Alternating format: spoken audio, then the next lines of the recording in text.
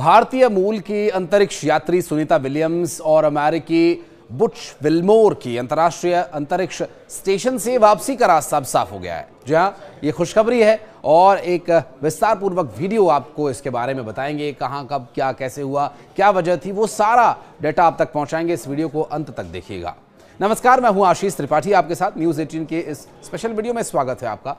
दरअसल सुनीता और उनके सहयोगी विल्मोर नए अंतरिक्ष यात्री जो पहुंचे हैं वो उनकी मदद करेंगे।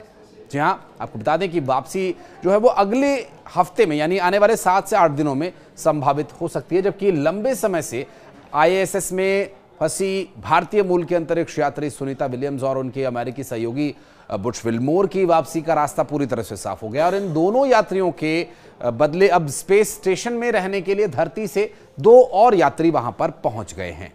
यानी अब जो विल्मोर और सुनीता विलियम्स जो काम वहां पर कर रहे थे उस काम को अब 2 और नए यात्री का अंजाम देंगे। अमेरिकी अंतरिक्ष एजेंसी नासा, जो बहुत लंबे समय से सुनीता और विल्मोर को वापस लाने की कोशिश में जुटी रही, अब विल्मोर और सुनीता के स्थान पर उनके अन्य अंतरिक्ष यात्रियों को वहां पर तैनात कर दिया गया है। दरअसल कुछ घंटों पहले ही, यानी अब से 1 दिन पहले लगभग, स्पेसएक्स का अंतरिक्ष यान रविवार को अंतर्राष्ट्रीय अंतरिक्ष स्टेशन पहुंच गया है और इसके साथ ही ये अंतरिक्ष यात्री वहां पहुंच गए हैं। अब इसी अंतरिक्ष यान से सुनीता और विल्मोर की वापसी होगी।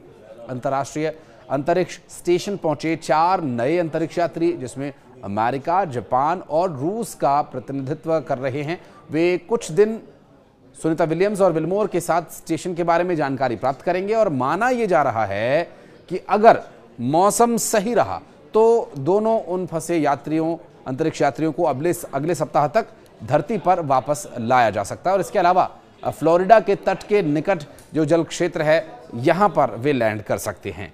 जी हां, विल्मोर और विलियम्स बोइंग के नए स्टार लाइनर कैप्सूल से 5 जून को केप कैनवेरल से रवाना हुए थे और दोनों 1 सप्ताह के लिए ही अंतरिक्ष में गए थे। अंतरिक्ष यान से हीलियम गैस के रिसाव और वेग में कमी आने की वजह से लगभग 9 महीने से वो यहां अंतर्राष्ट्रीय स्पेस स्टेशन में फंसे हुए हैं। अमेरिकी अंतरिक्ष एजेंसी के कैनेडी अंतरिक्ष केंद्र से रवाना हुए और अंतरिक्ष यात्रियों के नए दल में नासा के एनी मैकलेन और निकोल एयर्स शामिल हैं। वे दोनों सैन्य पायलट्स हैं और इनके अलावा जापान के ताकुया ओनिशी और रूस के किरिल पेस्कोव भी रवाना हुए हैं।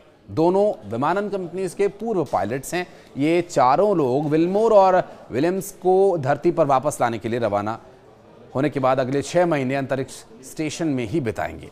अब इसे सामान्य अवधि माना जाता है। हालांकि सुनीता विलियम्स और बुच विल्मोर बोइंग के स्टार लाइनर स्पेसक्राफ्ट में सवार होकर गए थे। ये मिशन सिर्फ 8 दिन का था, लेकिन तकनीकी खराबियों की वजह से ये खिंचते हुए 1, 2, 4, 5 नहीं बल्कि पूरे 9 महीने लंबा खिंच गया और अंतरिक्ष में उन्हें 9 महीनों तक रहना पड़ा। हालांकि स्टार लाइनर स्पेसक्राफ्ट के बाद में खाली लौट आया और लेकिन इसमें कोई बड़ी अतिरिक्त समस्या नहीं हुई।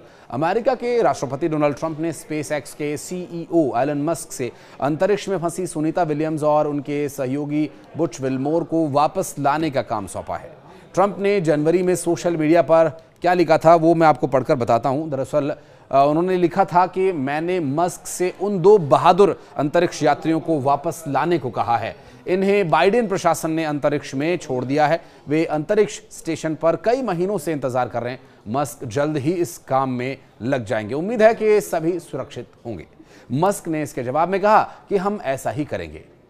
यह भयानक है कि बाइडेन प्रशासन ने इतने लंबे समय तक उन्हें वहां छोड़े रखा और निशाना साधते हुए, हालांकि इसे तंजिया लहजे में भी कहा गया। हालांकि सुनीता और बुच विल्मोर बोइंग और नासा के joint crew flight test mission पर गए हुए थे। इसमें सुनीता स्पेसक्राफ्ट की पायलट थी। उनके साथ गए बुच विल्मोर इस मिशन के कमांडर थे।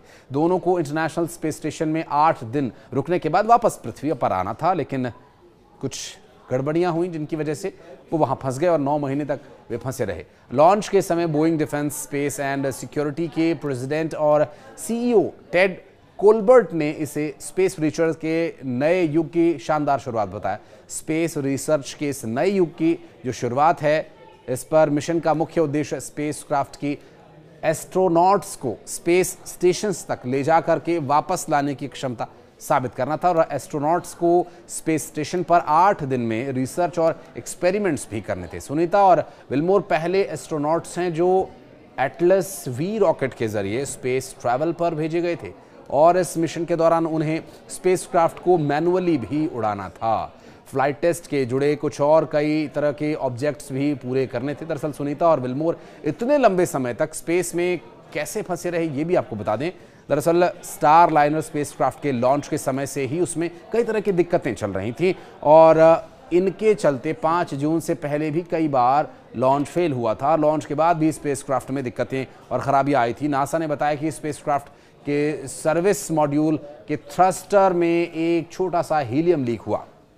एक स्पेसक्राफ्ट में कई थ्रस्टर्स होते हैं और इनकी मदद से स्पेसक्राफ्ट अपना रास्ता, अपनी डायरेक्शन बदलता है। चूंकि स्पेस में कहीं पर आपको ड्रैग नहीं मिलेगा, कहीं से आपको फोर्स नहीं मिल सकती, तो जो थ्रस्टर्स हैं वो इसके डायरेक्शन और स्पीड को मेंटेन करते हैं। तो वहीं हीलियम गैस होने की वजह से रॉकेट पर दबाव बनता है और उसका ढांचा मजबूत बना रहता है और जिससे रॉकेट को अपनी फ्लाइट में मदद मिलती है। और लॉन्च के बाद 25 दिन में स्पेसक्राफ्ट के कैप्सूल में 5 हीलियम लीक्स हुए थे।